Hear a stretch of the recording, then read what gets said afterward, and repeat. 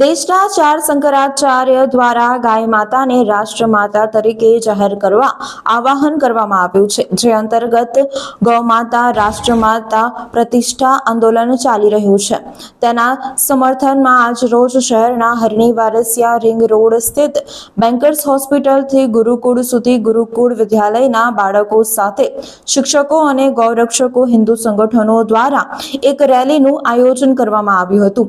આ રેલી થકી ગાય માતાને રાષ્ટ્રમાતા જાહેર કરવામાં આવે તથા ગૌહત્યા પ્રતિબંધ કાયદો લાવવામાં આવે તેવી માંગ કરવામાં આવી હતી, જે અંતર્ગત પોસ્ટરો બેનરો સાથે આ રેલી યોજવામાં આવી હતી।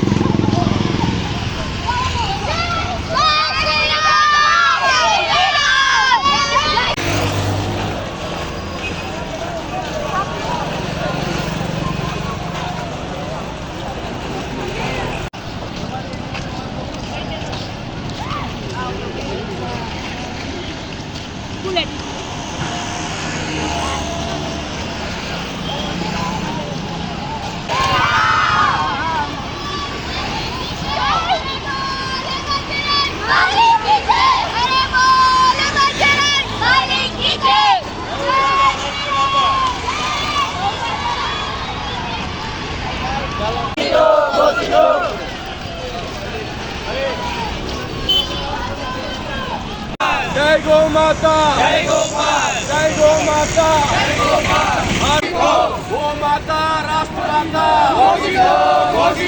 गौ माता राष्ट्रमाता।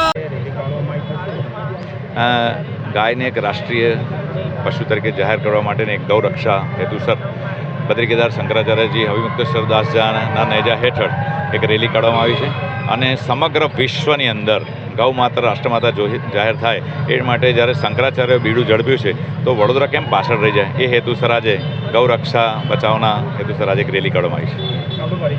દિનેશ પંડ્યા, નિયામક ગુરુકુલ વિદ્યાલય। જે સમગ્ર દેશમાં 4 શંકરાચાર્યના આશીર્વાદથી ગૌમાતા રાષ્ટ્રમાતા પ્રતિષ્ઠા આંદોલન ચાલી રહ્યું છે, તેના સમર્થનમાં આજે અમે વડોદરામાં હરણી વારસિયા રિંગ રોડ સ્થિત બેન્કર હોસ્પિટલથી ગુરુકુલ વિદ્યાલય સુધી એક સમર્થન રેલીનું આયોજન કરવામાં આવ્યું છે।